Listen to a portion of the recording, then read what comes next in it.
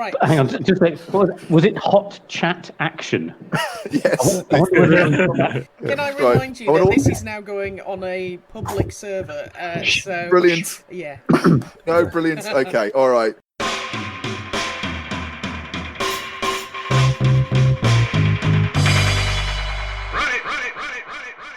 Hi, this is Steve, aka @AllAnthara on Twitter, and here is some more of my gaming vexes.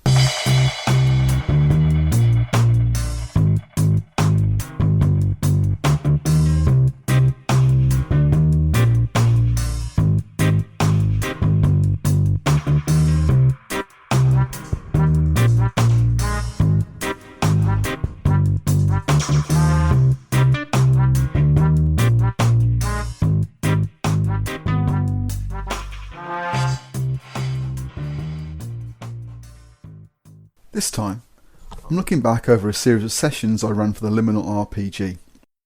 Liminal is a game of modern urban fantasy rooted very firmly in the myth and folklore of the British Isles, written by Paul Mitchener, and after a successful Kickstarter is now being published by Modiphius. There's also a range of scenarios available on Drive-Thru RPG, and the first full sourcebook for the game, Pax Londinium, has just been released in print and PDF. They're fantastic books, both in terms of content and presentation, and I thoroughly recommend them if you haven't encountered them already. We had a huge amount of fun during the 8 3-hour sessions we spent exploring the world of Liminal, and it's a game I'm sure we'll come back to. Adding their reflections to mine in this episode are Dave, @DavePaters on Twitter, Doc, @Dracoe, K, @K_O, Neil, @OldScouserRoleplaying, and Ozzy, @Carahemd. They each give a brief introduction to their characters in the main segment, but I thought it might be useful to give everyone else a brief overview of the mystery the crew encountered.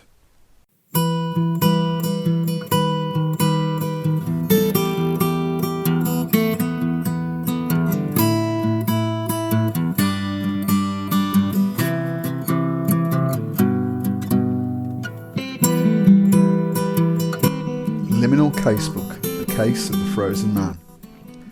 Ever since they came into being on the islands of Britain, two powerful entities have been locked in a struggle for dominance.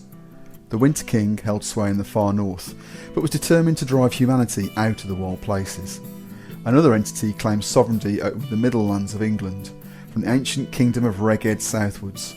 After many clashes, the Winter King drove his opponent southwards into the lands of Mercia. Here, the Fey Lord of Reged became known in folklore as the Ragged King, and there he remained, nursing his enmity against the Winter King.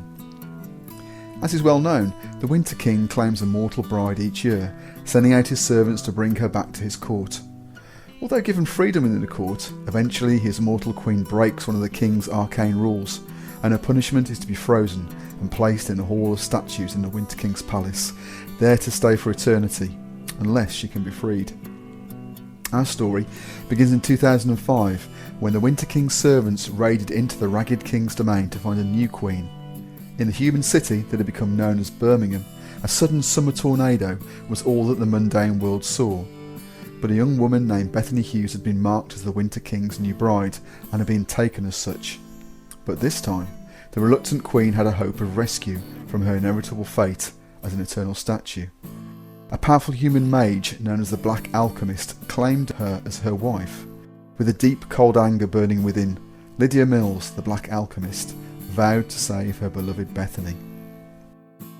For over a decade, Lydia Mills searched for a way to free her wife, but to no avail. The Winter King is strong within his domain, but as she began to lose hope, Lydia found allies from an unexpected quarter. The Ernst family had a lineage stretching back to the Viking raiders who had pillaged Britain in the Dark Ages. As shape changers able to take the form of a bear, those of the Ernst bloodline were true bear-sarkars, berserkers who slew all before them. Over the ages, the family maintained positions of power throughout what became the land of Germany, and when the National Socialists rose to power, they rose even further, only to fall as Hitler's Germany fell. But the Ernst family were not prepared to accept their fate, and swore to destroy the islands of Britain, no matter how long it took. Somehow, the Ernst family became aware of the Black Alchemist's desire to free her loved one. More, the mage was a powerful geomancer with power over ice and snow, and thus a deal was struck, brokered by the Ernst family. If the Black Alchemist used her magic to bring permanent winter to Britain, the Winter King would release his frozen queen, and the Ernst family would have their revenge. But to do this, the alchemist would need access to powerful relics containing the very essence of the power of the British Isles. She would need access to the fabled 13 treasures of Britain. Moreover, these were not simply objects. Each was or had been a person, the power of the islands made flesh. A county archaeologist had stumbled across the grave of Penda of Mercia, the last pagan Saxon king, and also the embodiment of one of the 13 treasures. The unusual death of the archaeologist, frozen solid whilst inside a war museum building, had attracted the attention of a P division, and so our crew became entangled in this ancient struggle. Could they uncover the truth of the plot and prevent the Cabal from bringing the Fimbulwinter, the eternal winter, to their islands?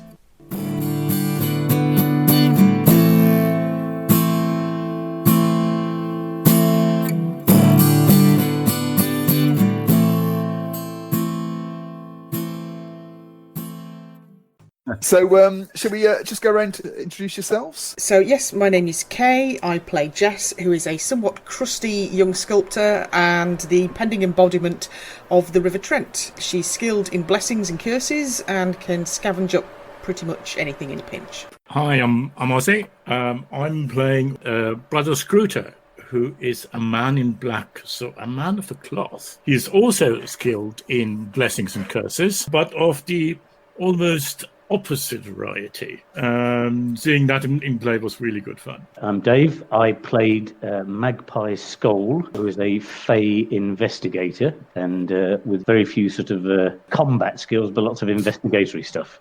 I'm Doc. I played Sir Montague Proctor Beauchamp, who is a charming and bumbling middle-aged chap who lives in a stately home with his retainers, Mr. and Mrs. Hinsley. No secrets at all. I mean, things developed during the campaign, as they should in all interesting campaigns. That's me in my place. All right. Okay. I'm Neil, and I'm Old Scouser Role Playing on Twitter. I played Ortis Citro, who's a rogue, a bit of a... I don't know how to say this without insulting the youth out there, but he was like a bit of a... There's no youth listening to this, so wouldn't worry. And he said things like "in it," and everybody over the age of 30 was a boomer. And that was the extent of my role-playing ability. He was very good at breaking into things and stealing things. Excellent. This isn't intended to be a review of the game at all. Obviously, we can talk about anything that comes to mind, really. But I suppose what is it about, or what was it about Liminal that attracted you? What made you interested in playing it? Well, I think it was having played it at Grogton when Dave ran it for us. His fantastic game set in Tenby. Yeah, it was fantastic. It was, I think, the fact that it was local, but it had all this underlying sense of mystery and this alternate world. It came across really well, and I really like the system. I love light systems. Yeah, I think it was just a great combo, the setting and the system. Yeah, just to say, the system essentially is 2d6 plus a skill, and usually get 8 or more. So there's a lot of flexibility. We can talk a bit more about the system later on if you like. But yeah, so you played it previously, and you got that idea of background. So what are our thoughts about the background? I think I would have said that one of the things that really attracted me to Liminal, for me being a bit of a Call of Cthulhu nerd, was that it's one of those games you didn't have to explain anything. So you're in a sort of a modern setting, you're in a realistic setting, but with surreal overlays. And the other thing is, what you could also do is you could build a sort of a scenario or links or clues around just being able to go on the internet or click a link and follow it to a Google map, or you would... Yeah. You do a search on, hang on a second, what were the things that might be associated with the 13 treasures of England or Britain? Yeah. And then whatever it was, yeah. The danger or you could find pubs to go to. You could find the name of a lonely landlady. But I thought that was fantastic. And as soon as we started, you're sort of straight into it, and then you're thinking, well, hang on a second. So somebody's died. Is there any CCTV? Let's go and have a look. And I just thought it was fantastic, where you could use the things that you know instead of having to suppress the things that you might know. So almost like metagaming is actually you're just gaming. So, I mean, what about its build has been British urban fantasies? Does that come through? Well, I really like that part of the game, and I think that's what drew me to Liminal more than anything else did, is that it is so British, and it's very British and it's very grounded, and it feels kind of quite classic in that there was all of those British old stories there. They've just added some new stuff. It doesn't have a strong ideological stance. It's quite open. You can play things quite dark if you want to, or you can go down a historical route like we did. And I think it's got that real open potential that some of the games that you see of this kind of variety don't really have. Yeah, I think it's got almost like a whimsical feel to it in some ways, with a bit of an edge, but it seems a bit more approachable than perhaps some other similar sorts of games. Yeah, just on something you said earlier on about the system being a little bit redolent of Traveller. I think one of the things I always struggled with Traveller was it was just vast. But as Kay was saying, because you are in Britain, it just almost made it a bit more easy to game, I think. It had that almost inbuilt sensibility, I guess. So, Ozzy, from your perspective, I mean, does it bring out that Britishness? I would say so. I think there's a lot more folklore, spooky things in British folklore than there is in German folklore. Oh, right, it's interesting. So now it's quite like a stereotypical thing is there will be ghosts, there will be fairies. Fairies. Fairies isn't really a thing on the continent. Okay. Definitely not in that much detail. There are obviously the little helpers and the opposite of ones, the little beasties that do mischief. You don't have that in Germany. I think there's a lot more cohesive mythological structure in Britain than there is where I come from. No, I think what Britain's done is just nick everything from literally everybody. I think that's what we do. And we do, English, the language does, but culturally as well. I mean, we've nicked all the Irish stuff, the Celtic stuff. I mean, when the French stuff from the continent, I mean, with, all the Knights Parfait, etc. And what's amazing is it combines this incredibly rich mystical heritage with the rather sort of pernickety and mundane British sense of humour, sort of sense, that you get in the Laundry Files and the Rivers of London. It's the mundane and the mystic, which I think works really well. I mean, do you think it does a good job of taking those disparate elements? So we talked about the Fae, we talked about ghosts, werewolves. Do you think it does a good job in a relatively short space of making that coherent? The thing is, so we're talking about this alternate mysterious world. I think in terms of how it knits together, that's the nature of a mysterious alternate world, isn't it? Like, it can be anything. So I think that it's like Dave says, and Kay as well, that you've got this grounding in reality that we're all very familiar with. So anything that you kind of layer on top of that, it could be aliens, it could be just ghosts, it could be, the Fae, all of these things, and they're all fantastical. I think we're kind of conditioned these days anyway to be much more open to fantastical stuff like that anyway, from a fictional point of view. Yeah, there's lots of that stuff out there, isn't there, in the general zeitgeist, I suppose. But I think the game does quite a good job. I think the other thing which is really good, and again, just to add on to what Neil was saying, because you've got all the different various bits in there, I've been interested to sort of see what happened in Pax Londinium, and then sort of going back and then reading the book as well. You can do exactly what you said. So if you wanted to have a purely vampire-led story, you've got it, and because it's not only easily sort of slotted into various other things, it's an incredibly campaignable type game. I think you could switch, and then you could have one encounter then goes into a completely different link. And I think one of the things that was a particular strength of our sessions, of our sort of campaign and so on, was that you could suddenly find the rabbit hole you were going down, and you're thinking, this can't be right. All of a sudden turns into something else, and it leads on to another bit. And I thought that was absolutely fantastic. The way you started off with getting one little link, and then it was, hang on a second, what about this? This could be good, and away you go again. So I think infinitely campaignable, and that sort of British urban fantasy bit. Again, you can plot anything, as Neil was saying, you can put anything on top of that, and it almost makes sense and intrigues you and gets you going. So. And on any local legends you might have, any local stories, you can turn into that are completely false, and you can turn them into a palpable scenario. I was accused at one point of actually creating a website for one of the factions. I think it was UTOC, wasn't it? That I said, actually, no, this is a real. The Order of Fenris, what was real and what was in game was actually quite permeable, really. For example, for me, who hasn't read a lot of the book, a lot of the setting book, to me it wasn't clear, is this something that is written as part of the book setting, or is this something that you, Steve, as the GM, inserted? It's just made up. Not made up, but because if it had been made up, it would have stood out.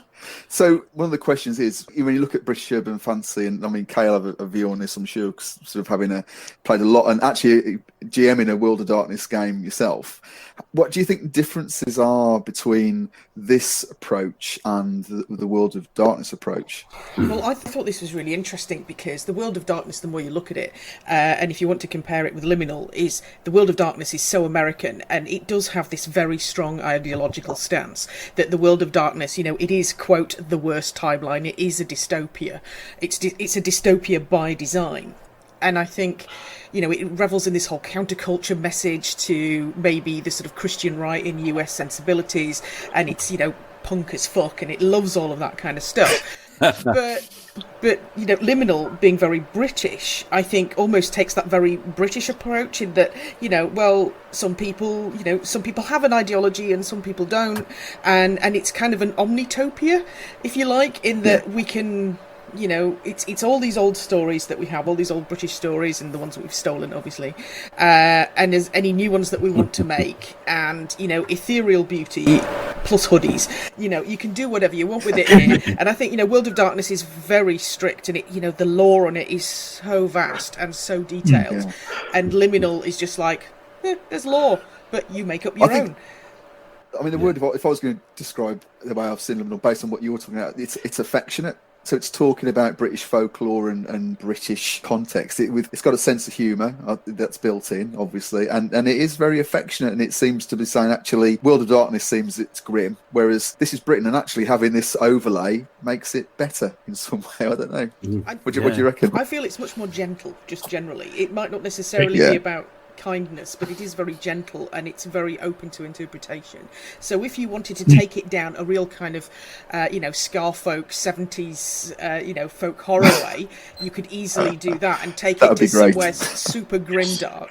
I wanted to take it towards that Peter Grant, Ben Aronovich kind of way, and definitely wanted, because I wanted to be a river and all of that, and you very graciously let me do that, but the system let me do that as well. So I think the versatility here, and it is very British in its way that says, well, different strokes for different folks, and we're not going to have this crazy ideology other than do what thou wilt, and that's really interesting because that takes it right back to that old sort of that proper sort of pagan underpinning. So World of Darkness feels like an anti-Christian message in some ways, if we're talking sort of religious ideology, and Liminal feels like it's a bit pagan. All the pagans that I know are really open-minded, and the game is also open-minded. But I think it also brings in that Christian side of it as well, but it's all just part of the same thing. It's it's very all-encompassing sort of thing. I actually think Kay has hit upon the marketing slogan of all marketing slogans, like ethereal beauty plus hoodies. And actually, if that's all we did to explain that to people, I think it'd be brilliant. What are we going to do tonight? Well, we're going to play this sort of campaign. It's British urban fantasy, but essentially ethereal beauty plus hoodies. I think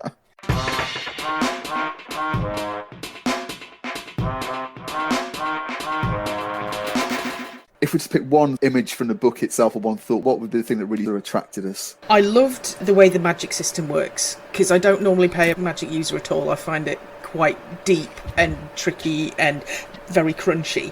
But just the way that it talked about the blessings and curses, which my character had. And it was sort of really light-hearted in the, something bad is going to happen to that person. It wasn't like, and you boil their blood in their, in their livers or whatever. It was something bad's going to happen, and I'm like, well, I'm going to curse you to get a really bad cold in 2 weeks, or I'm going to curse you to trip up now and fall on your face, and that I think is very British, and you only get that in Liminal. You don't get that in other games. Yeah, that's pretty cool, We actually. haven't Yeah. really, I don't think we had the aftermath of our curses. What happened to them, afterwards? They could have had a bad accident. They could have, Oh dear, that could be quite a good GM ploy, actually. Sort of say, actually, okay, now I want you to describe at the end of the session what happened to the people you cursed down the line. yes. But, yeah. So, Ozzy, from your perspective, what's the one thing that stuck out from the game, from you, not the game we played, but the Liminal background? What's the one thing that really engages you? Actually, the Order of St. Bean, so the character background I picked, because they are described as wanting to fight the supernatural, but at the same time also suppress it. And that the fact that, like my character, there are magic users in the Order, while the Order despises magic.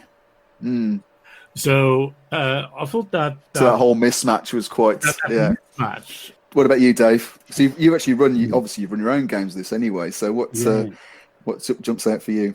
I think when I sort of first picked up the game, for me, and almost the first thing I ever do is I end up sort of photocopying a character sheet, and sort of trying to sort of develop a character. And the thing I really liked about Liminal was that actually it's not, and I've got the rule book, funnily enough, in front of me now. I was just looking through it, and the bit that really got me in the first instant was its character concepts. It's not very, very hard, rigidly defined, okay, as I think, again, as Kay was sort of saying earlier on, with regard to magic, it's not you are a magic user, therefore you have this penalty and you have these boons, but you can't use this, and you can do. Whereas with the character concepts, they're as broad as an academic wizard, and the other one I absolutely loved was this idea of the face. Yes. And if you remember things like Salem's Lot, where James Mason was I guess he was more of a dampier, wasn't he? But a face, somebody representing somebody else, a gutter mage, and you could just build in so much story around each of these. And for me, it was when I was sort of touching on the Fae, and again, Doc said earlier on that the Fae obviously, I think, probably leans more heavily on the Irish roots. Yes. How could you juxtapose Fae in a modern setting when they're sort of odd looking, and how you sort of bring that into a game, and so character concepts, and then just taking it, they could be as broad as you wanted, but still within a sort of a feel. Also, the character concepts, they aren't rigid. No, these are this is sort of the thing, the kind of person you are, and these are the suggested skills. Yeah, suggested skills. You can play someone that's completely opposite to that, and still fit within that concept. And and the system doesn't limit you to anything.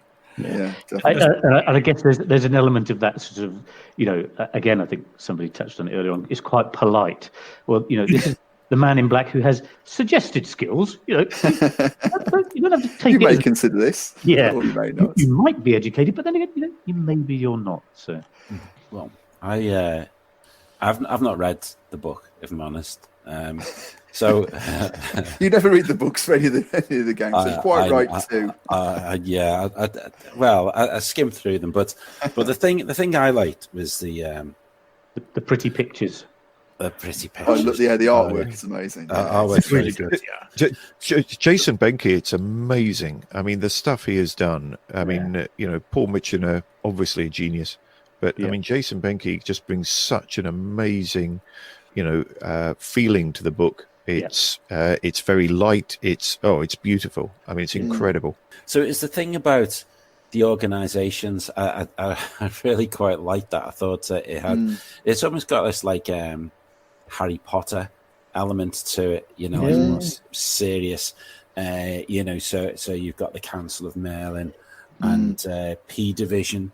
And all these organizations that are to one degree or another part of that other world, and I thought us having different relationships with them was I don't know if we got into that so much, but I think yeah, we didn't too much. I think because they separate character creation from crew creation, and when you sort of do the crew creation, you decide on are there any factions you're in with or out with, and that then creates a bit of a context. And actually, the whole of your crew hated the Council of Merlin, I think. But we never actually got into that.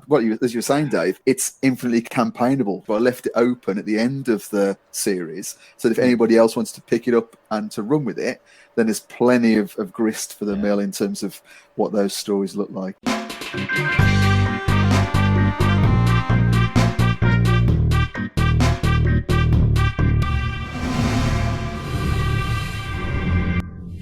We've talked a little bit about rules, and again, I don't want to get into it's not a review as such, because we played it and we all really enjoyed it, but are there any ideas about from a mechanics perspective, like an even better if? I mean, from my perspective, we had a couple of extended combats. And then to me, I don't know, you'd be interested to get your perspective, but to me it seemed you didn't get a lot of pop because there's not a lot of crunch in the combat systems. And I got the sense after a little while I just wanted to get to the end of the combat so we can move on with the storyline. So for me, I think it's almost like it leads you down an investigative route, whereas if you wanted to go down a more, let's be werewolves and go and smash stuff up, that would be a more difficult thing to do. All I was going to say, I mean, if you think about that last encounter, the last combat where we were under siege, and I don't know, I mean, I can see maybe a couple of combats, maybe the one when we went to the werewolf guy's house and Monty was just beating up on those guys, and Monty and Jess was beating up on those guys in the street. They weren't just like innocent guys, they were bad guys, I should say. And yeah, you were just picking on locals. But yeah, but when we had the right at the end there, when we were in Snowdon at the cottage, I don't know, I thought that was really exciting. I thought there was a lot going on there. The combat, the whole situation felt very dynamic, and I think some powers and abilities were coming out there. There was because there was that whole thing about placing the items around. There was all that stuff. I don't know. I really enjoyed that side of it, to be honest. And I think just generally as a system, I really like these games that use 2d6. Barbarians of Lemuria is another one that I really like, and I think they're probably all very similar. You have a fixed target number, you add on a cup 1 or 2 or more depending on whatever abilities or stats or whatever, but I just think it's really elegant. It works well. I don't know how scalable it is, whether there comes a point where your characters are so capable in everything. I don't know, I mean, you've got the skill cap, but essentially you just, as the GM, you can just keep increasing the difficulty, so you can always challenge the players, and it's easy to do that on the fly as GM. Because considering it's not crunchy at all, that jeopardy in that combat was still there. And I know that because I'd picked a character who was pretty much all about magical lore and knowing magical society, and was relatively useless in combat except for the occasional curse, that I felt that Jess was constantly in danger. And because it was like, there's 6 guys with shotguns, and I'm like, crap, I don't know what to do about that. and it did feel, again, much more real world setting. In the real world, I would be going, crap, 6 guys with shotguns, don't think I can go up against any of that. So considering that there wasn't an awful lot of rolling involved, there was definitely a sense of being easily overwhelmed and being quite vulnerable at any point, but not necessarily in a very specific way. And for me, the theatre of the mind made that way more intense than, I've got X hit points left and I know that they can do Y damage. This was much more it felt much more tangible without it being mathematical. Yeah, that's cool. Yeah. So, Dave, from your perspective, as somebody who's run Liminal, I mean, have you got any reflections on the system? Any thoughts, or any parts where you thought actually there's a little bit of a gap here, or have you managed to work with the rules rather than against them? I certainly understand what you mean about you can possibly get a little bit frustrated with that lack of crunch if you're so inclined. And I know both of us are quite fans of MERP, which possibly is the other extreme. But I kind of agree again with Neil and with Kay. I think the jeopardy, is also amplified by the fact that most of the creatures that you're facing are fantastical. So I think there's an element of you don't quite know how badly you could potentially be off. And when we had the fight with the was it the triad vampires at Yes, Harvington Hall. That's right. Monty's ancestral home. Monty's gaff. I think there are a couple of points there. In fact, I was almost got involved in one little bit and virtually died. And I think we had to rescue Kay's Jess as well. So I thought I'm with Neil with regard to the simplicity and the elegance of it. I think it's quite easy. As you said, I think what you do have to think about is balance. And I think when we were, I think Ozzy was quite a bit was sort of cursing, and when we got to get grips with the magic and stuff and got used to it a little bit more, you could then see, okay, well, we can use the system to our advantage. Yeah. So I think the only thing I would probably say about it is, and I think we as a group, I think we were very lucky. We're all quite experienced and can sort of be given your head. I think some people might find it a little difficult to use the system because there is a degree of interpretation that's needed by the players. Yeah. Yes. You almost have to say, okay, I understand what the mechanic is, but and I know you do this an awful lot when you're GMing anyway. It's okay, describe to me how that happens. Describe to me what you're doing. And I think you need a certain amount of, not imagination, because that's going to sound very rude, but you need, I guess it's a degree of being able to describe, to be descriptive, to be interpretive of the rules. And then it works to your advantage, I think. That would be my opinion. So some players coming to it have to be a bit challenged. You've got to up your game here, and you've got to take a bit more of a role in building the story. But it's not a story game, I don't think. It's not, because there is that element of, dice rolling and so on. Yeah, it's certainly usually that sort of middle ground, isn't it, really? So, Ozzy and Doc, any thoughts on the system in terms of an even better if? Can't really think of. You can't shake your head on radio, Doc. It don't work. I would say, concerning magic, I would say, because it seemed to me at the beginning, I was limited to what I had on my character sheet, which was blessings and curses and the healing magic. But as it turned out later, we will also be able to do rituals. And that's not really, as far as I seen while created my character, that's not really codified in the rules. I just made that up because I thought it sounded cool. Right. Okay. So I was a bit lost there of what I could actually do, because am I limited to what is in my character sheet, or is it more like the World of Darkness Mage, where you can be really, really freeform with the magic, provided you have the realms that are the spheres needed for the effect you want. But I think Mage almost takes it to the other extreme, where you can do anything, and because you can do anything, you don't know what to do, really. It's almost like you get confused. So that's what confused me a little bit, because that wasn't codified. What about you, Doc? Obviously, I'm going to jump in. As you say, I think it's a middle ground. It's a middle ground between something that's really narrative and something that's crunchy. And like you, I did sometimes feel that in things like combat, it became quite transactional.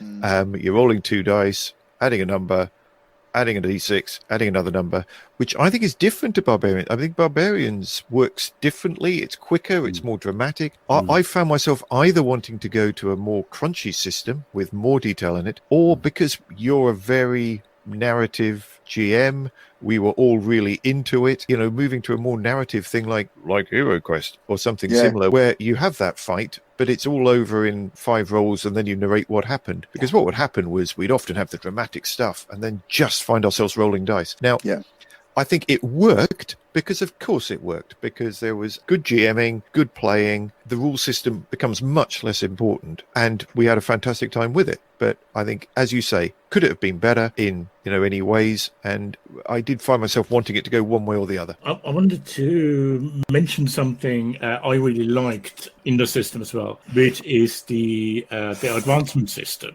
Yeah, I think that worked really well, actually. I really like the I really like that thing, because what I really dislike in other systems is leveling. But this felt more like Call of Cthulhu, which is you've done something, you were successful in doing a thing. Yeah. And that now gives you the ability to improve yourself. You tick a box when you learn something either about the world or about one of the other characters. Mm-hmm. Yeah, because it is really elegant the way it does that. I agree. Expands your horizon and that sort of thing, and that all makes perfect sense. That's what I really, really like about the system. I think the only other thing that we probably didn't do that I think is quite integral to both Liminal and also is even more express in King of Dungeons from Baz is about the development of the crew. And obviously within his game it works in a slightly different way, but in Liminal, it's, as you said, you start to build up enmities or alliances with people, but within the group as well you add things to the group. You can choose to take a bonus for the group through the experience system, the development system. So that would be another thing I think we would have expanded on, I think, if we'd come on for long in that. That's actually a campaign thing though, I guess. Just coming back to your earlier point, Doc, about the combat system, I think the experience that I had was when we played a while back Judge Dredd, and we used the Traveller system, and we did a lot of, it was all investigation and learning stuff, and then you got to combat and it just slowed right down to a crawl. So that's the point where I threw out the Traveller system when we actually went to Gumshoe. But I think you're right, actually. I think it didn't add drama. It was, we're just trying to roll dice to see what happened at the end. And that's not necessarily criticism of the system, because it's not a combat game, is it? That's the thing. It's not about that. Do you think it's more a case of getting back to the jeopardy? So some of the combats didn't have a sense of jeopardy, whereas that last combat did. Yeah. I wouldn't say, so quite a few of them did, but and also I'd suspect Doc may not have felt it quite as much as the rest of us, because his character was such an absolute badass as well. but I think, I guess, if you're fighting a couple of goblins or whatever in a fantasy game, you might not perceive that as such a big threat. But when you're fighting 20 goblins or 5 ogres or whatever, there's a much greater chance of loss. I get that. I do get that, because I think it's interesting, and this is just a reflection as a GM generally, is that you want to throw a bit of action into the game. And so in Liminal, where's the action? So you've got the social interactions that can have jeopardy in certain ways. But if you want to put in people in physical, or the characters rather than physical danger, hopefully not people, characters, then how do you... And that's a much broader conversation. But in Liminal, your immediate go-to is let's make it a combat thing. But having said that, when you were up against the Fae, then I think you felt danger. I think that was there, but there wasn't. It wasn't combat. So it's interesting. Really. So he was nicking our stuff again, Steve. It's a perfectly valid tactic, I think you'll find. I think there were a couple of occasions, and actually, I think possibly one thing that I think you changed, and you were taking sort of systems from elsewhere. There was quite a bit of jeopardy when we were being chased, or when we were involved. And I know certainly, Neil, your character was. I was chased by, in the very beginning. In fact, it might have been the first session, chased by a group of local thugs, and that was good. The way that so that might be a mechanic that would be worthwhile seeing. That sort of chase type sequence where you've either got to flee from somebody or you are actually trying to hunt somebody down. That might be worthwhile, Mitch, looking at. The system is so open at the moment. I mean, I don't have the Pax Londinium book, so I was going from the main book. Is that there's so much potential that I would quite happily, just by expansion after expansion, just going into things like like a chase system, like an extra combat system, and I mean, some of the things that we did, like the your character Magpie's Watson interface that he used to, that's his, his kind of. I'm thinking like, well, there's a whole add-on book just all in itself about how you can start using some of that. So I think there's tons of potential to have many more books, and that's why I think it does feel a little bit World of Darkness, in that we have that core world right now, and the world building is so big and so open, and there's so much potential that it's I'm going to end up having a shelf full of Liminal, and because they look great as well. And I'm not so just a question, Kale. Is it 5th edition Vampire?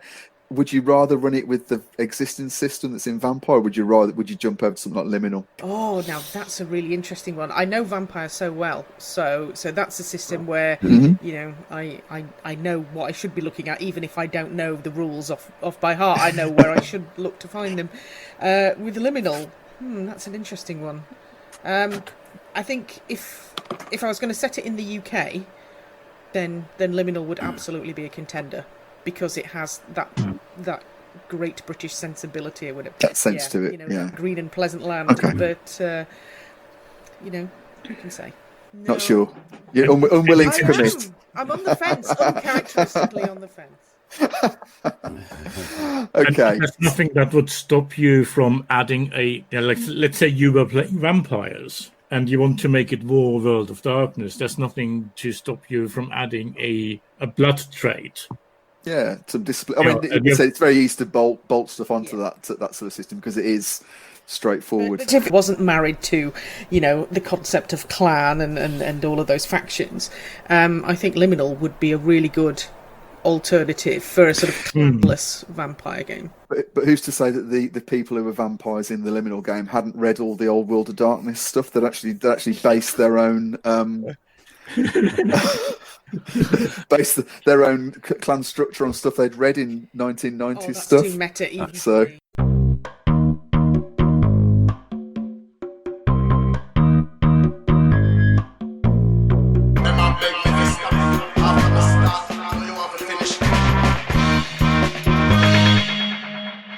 So we talked about background setting quite a lot. We talked about rules. Okay, so let's perhaps just turn now to talk about our game, really. And again, not thinking necessarily about player or GM, because as Doc says, it's it's collaborative. So how well do you think we managed to bring out elements of the background, and as it's talked about in the Liminal rules? I mean, for me, I was very conscious when I was creating the story that I wanted it to be based where I live. I wanted it to be based around Mercia and Anglo-Saxons, because I love that stuff, and watching Last Kingdom was what I was into as well. And actually, it was quite easy to embed parts of what was in the Liminal background. So the woman that got kidnapped, the mage from House of Nun, the Black Alchemist was trying to retrieve her partner who had been taken by the Winter King. That's where I started from. So yeah, it worked really well. I mean, from my perspective, I was really pleased with that whole game played out. I mean, what are you, from your perspective, what do you guys think?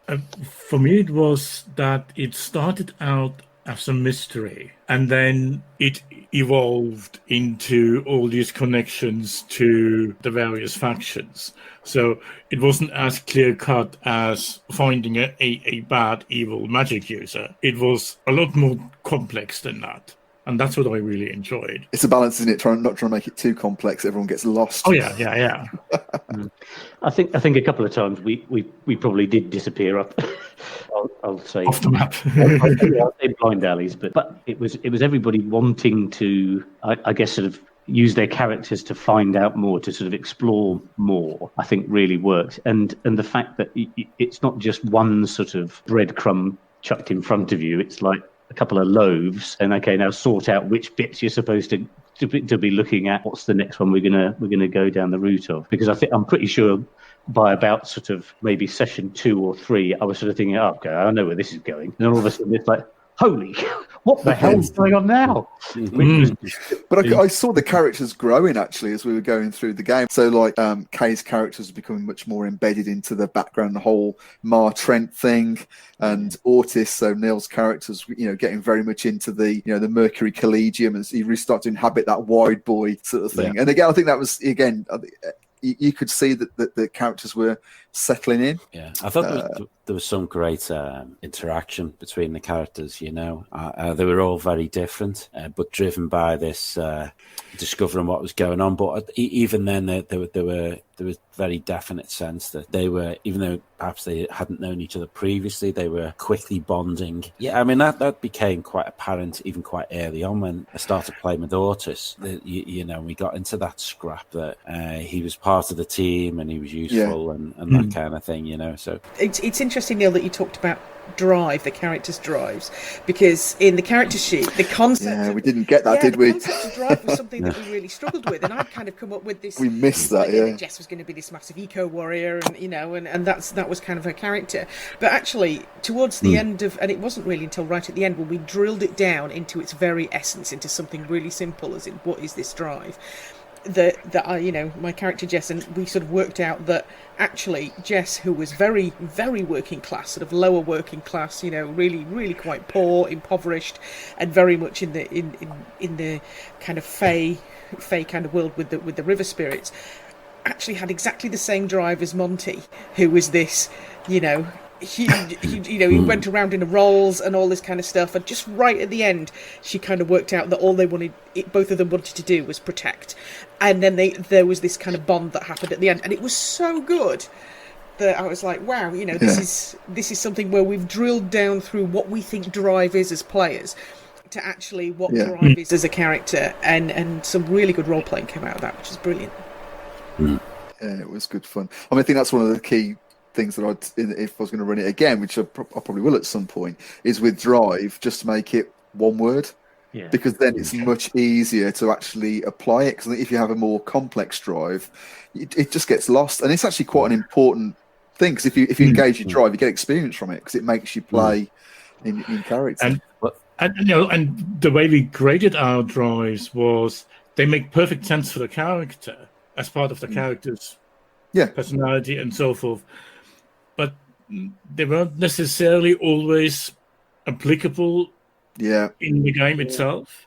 Yeah, I think if you by making it something much shorter, more concise, means it can be applied more regularly. But I also think if you put in it's one of the advantages of using your drive, if I've got this right, is you get some of your will back.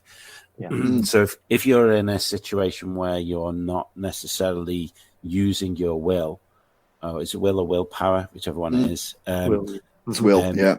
Okay, so if you're not using that, you may not feel the incentive to engage your drive. So I think again, going back to situations that create challenges and jeopardy, if you have things which happened later on in the game, I think it happened more. We were kind of, there was a point where we were almost burning through will, and then we were all kind of going, "Oh, how can I use my drive here?" And I think you were being quite lenient with us. Yes. But I think that's the thing. So it's that relationship between will. So as a GM, if you want to get people to use the drives, you kind of to drain their will a bit, don't they? Yeah, absolutely. But it is an economy. But you got the choice. You either get your will back or get XP. So it's good in either way. I just thought of something. What it would be even better if there's a discrepancy between magic users and non-magic users in the will use. Everything of magic costs you will. And people who don't have magic can spend will to improve their die rolls. Yeah. So that effect of improving the die rolls is really, really expensive for magic users. So yeah, certain of the skills and sort of proficiencies and things that actually give you additional will if you use magic. And I think that's one of the things I do like about the game is that actually you don't have these vast. So within, say, Call of Cthulhu, you could have up to 99 points of luck to burn your way through, and then they sort of get refreshed almost ad hoc. Whereas with this game, I think you have to conserve that. And if you are going to undertake lots of magical activity, you've got to have one eye on, if this doesn't work, or if I get myself into a difficult situation, I've got to be a bit more careful with it, and you have to husband it perhaps a bit better. But then you have, as you said before, you've got that, if you've got a very snappy, and I think that one word thing with regard to drive, I think is absolutely brilliant. If you can apply that one word, then you have the opportunity to bring that back, which ought to encourage you to role play. So, but I take the point. You if you're a magic user, you can, if you use magic rather, you sort of you could burn through things very quickly. I suppose it's given as many opportunities for people to use will as possible, because then you're more likely to succeed on rolls, because succeeding is cool, but then when you start to get into situations where you're starting to run out, you can, as Doc says, you can engage your drive, and then you get, or if you only spend a couple of points of will, then you get the experience check, don't you? So it is. I think it's quite. I think the whole thing is quite elegant. Okay, so I think pretty much come to an end here. So background and setting, we've talked about obviously the rules, and we've made reference to the game all the way through. But do you think that, given the experience that we've had, do you think it'd be something that you would want to come back to, either as Liminal as a whole, or those characters as they were? What are your thoughts? Definitely both. Yes. Definitely come back to Liminal. But I think we really just started to work out who our characters were and how they actually might work together as a team. And it was that team dynamic that was starting to get really interesting for me. And I think because the world is so big, you know, I really hope that Jess and Monty and Ortis and everybody get back together and have, you know, future hijinks adventures. I think we need some kind of mystery mobile, although obviously it's going to be a British make. So yeah, some old Ford Transit. Well, if we could have a Land Rover Discovery, it could then trigger my will. Yeah. I mean, to be honest, the whole thing felt like an origin story. Really, do you know what I mean? So, because I think you know the way we finished it with Magpie's character coming back from the land of Fae with his googly eye, and it just felt like.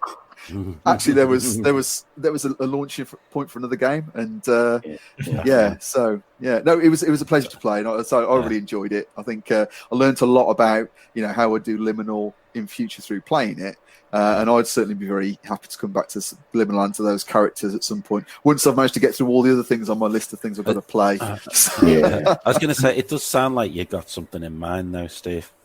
Got some thoughts. He's always got something in mind. Always planning. All right. Is it a mashup? Is it vampires in space? Oh, that's a good one. I'll write that one down. With Traveller. Yeah. That sounds quite cool, actually. Time travel, because there's time travel rules in the Pax Londinium, chronomancy, isn't there? So So Travellers of Lemuria, perhaps. All right. Okay. Anyway, thanks, guys. That was brilliant conversation. So I think we're done.